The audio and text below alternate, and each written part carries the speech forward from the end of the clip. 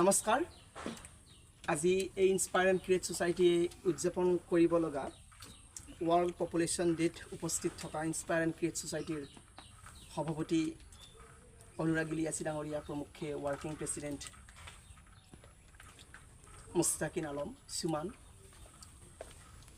সম্পাদক জাহিদ খান প্ৰমুখ্যে কোষাধ্যক্ষ ডাঙৰীয়া লগতে আমাৰ কণমানি দুজন অতিথি সকলোকে মই আমাৰ এই বিশেষ আয়োজন বা বিশেষ উদযাপন ইনস্পায়াৰ এণ্ড ক্ৰিয়েট সোসাইটিৰ তৰফৰ পৰা ওয়াৰ্ল্ড পপুলেশন ডে সকলোকে মই আজিৰ এই সভাত অভিনন্দন স্বাগতম জনাইছোঁ। এতিয়া ওয়াৰ্ল্ড পপুলেশন ডে মই আৰম্ভণি কৰাৰ আগতে আমাৰ যেটো কণমানি বুলি কৈছোঁ মই তেওঁ ক'ব প্ৰথমে। নমস্কাৰ, মোৰ নাম নুৰাজ আলী। বিশ্ব জনসংখ্যা দিৱস 1235 সম্পৰ্কে কিছুমান মূল কথা উল্লেখ কৰা হ'ল। 11 জুলাইত পালন কৰা বিশ্ব জনসংখ্যা দিৱস হৈছে বিশ্ব জনসংখ্যাৰ সমস্যা আৰু সমাজত ইয়াৰ প্ৰভাৱৰ প্ৰতি সজাগতা বৃদ্ধিৰ লক্ষ্যৰ বাৰ্ষিক অনুষ্ঠান। এই বছৰৰ বাবে থিম হ'ল কাকো এৰি নাযাব, সকলোকে গণনা কৰা। 1987 চনৰ 11 জুলাইত 5 বিলিয়ন দিৱসৰ জনস্বাৰ্থৰ পৰা অনুপ্ৰাণিত হৈ 1989 চনৰ ৰাষ্ট্ৰসংঘৰ উন্নয়ন কাৰ্যসূচীৰ গভৰ্নিং কাউন্সিল এই অনুষ্ঠানটো স্থাপন কৰে। পৰিয়াল পৰিকল্পনা, লিংগ সমতা, দৰিদ্ৰতা, মাতৃস্বাস্থ্য আৰু মানৱ অধিকাৰ আদি জনসংখ্যা বিষয়সমূহৰ প্ৰতি মানুহৰ সজাগতা বৃদ্ধিৰ লক্ষ্য বিশ্ব জনসংখ্যা দিৱসৰ। 2030 চনত বিশ্বৰ জনসংখ্যা প্ৰায় 8.5 বিলিয়ন, 2050 চনত 9.7 বিলিয়ন আৰু 2100 চনত 10.9 বিলিয়নলৈ বৃদ্ধি হোৱাৰ প্ৰকল্প কৰা হৈছে। নমস্কাৰ।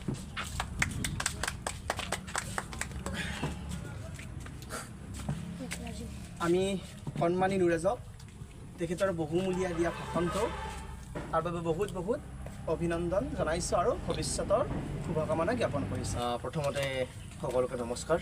আজি উপস্থিত থকা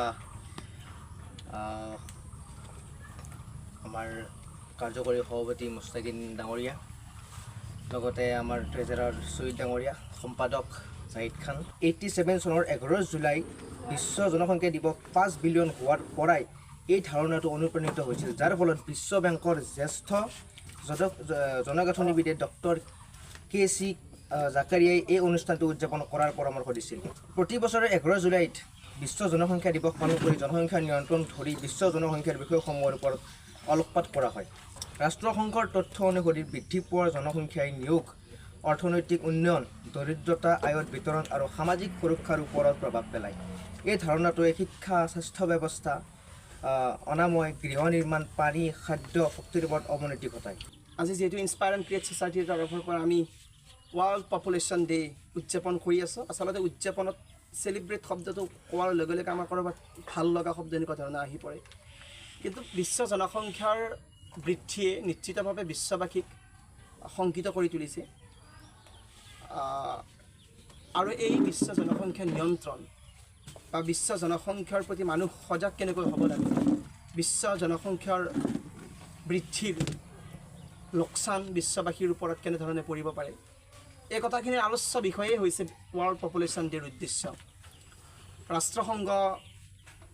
ৰাষ্ট্ৰসংঘই এই দিৱসটোক মানুহক সজাগতা কৰাৰ কাৰণেই সৃষ্টি কৰিছে আৰু বছৰ বছৰ ধৰি উদযাপিত হৈ আহিছে।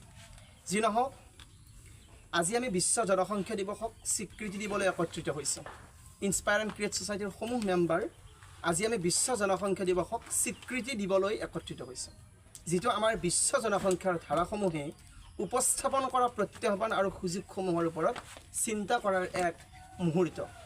এই দিনটোৱে বহনক্ষম উন্নয়ন, সমতাপূৰ্ণ প্ৰগতি আৰু এই গ্ৰহৰ প্ৰতিজন ব্যক্তিৰ মংগলৰ প্ৰতি আমাৰ সামূহিক দায়িত্বৰ সোঁৱৰণি হিচাপে কাম কৰে। আজিৰ তাৰিখত আমাৰ পৃথিৱীখন 7.9 বিলিয়নতকৈ অধিক লোকৰ বাসস্থান। প্ৰত্যেকৰে অনন্য আকাংক্ষা, সপোন আৰু অৱদান আছে। এই বৈচিত্ৰতা আমাৰ শক্তি, কাৰণ সকলোৱে সামূহিকভাৱে বিশ্বখনক আগুৱাই নিয়াৰ ক্ষেত্ৰত যথেষ্টখিনি কাম কৰিছে, সাহিত্য, সংস্কৃতি, বিজ্ঞান, শিক্ষা সকলো ক্ষেত্ৰতে। কিন্তু ই উল্লেখযোগ্য প্ৰত্যাহ্বানৰো সৃষ্টি কৰে, বিশেষকৈ প্ৰতিজন ব্যক্তিয়ে যাতে খাদ্য, পানী, স্বাস্থ্যসেৱা আৰু শিক্ষাৰ দৰে অত্যাৱশ্যকীয় সম্পদৰ সুবিধা লাভ কৰা তাৰ ওপৰত কিন্তু আমি সিমানেই গুৰুত্ব দিব লাগিব যিমান মানুহ এই পৃথিৱীত আহিছে, হৈছে আৰু বাঢ়িছে। এইবাৰৰ বিশ্ব জনসংখ্যা দিৱসৰ বিষয়বস্তু আমাৰ পিছফাল লিখাই আছে, leave no one behind, count every one. এইটো হৈছে এইবাৰৰ বিশ্ব পপুলেশ্যন ডে'ৰ মানে থিম।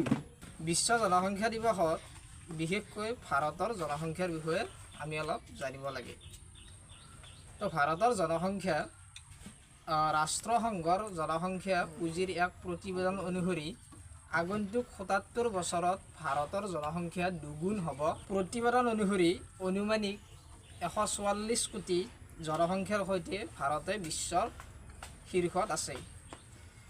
ইয়াৰ পিছতে আমাৰ আছে চীন, যাৰ জনসংখ্যা হ'ল ১৪২ কোটি।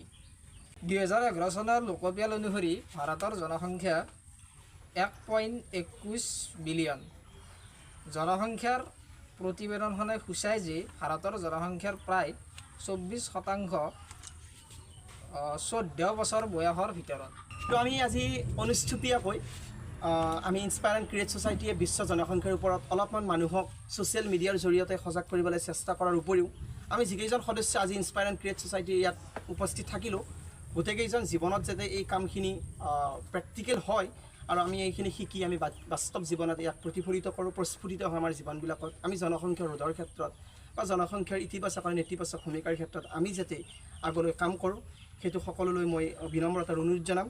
শেষত মই মণিকা ভূটানীৰ কেইটামান বাক্য কৈ আজিৰ এই সভাখন সমাপ্ত হোৱা বুলি ঘোষণা কৰিম।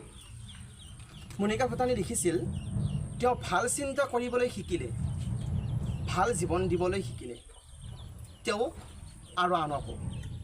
আৰু সেয়েহে তেওঁ শিকিলে জনসংখ্যা বৃদ্ধি হোৱাটো অভিশাপ, জনসংখ্যা বৃদ্ধি হোৱাটো অভিশাপ আৰু ঈশ্বৰৰ অনুগ্ৰহ নহয়। অৰ্থাৎ তেওঁ ক'ব বিচাৰিছে যে জনসংখ্যা বৃদ্ধি হোৱাটো অভিশাপহে, ঈশ্বৰে দিয়া অনুগ্ৰহ নহয়। এয়া বাক্য আছিল মণিকা ভূটানী, আৰু এইকেইটা বাক্য কৈ আজিৰ এই সভা সমাপ্ত হোৱা বুলি ঘোষণা কৰিলে। নমস্কাৰ।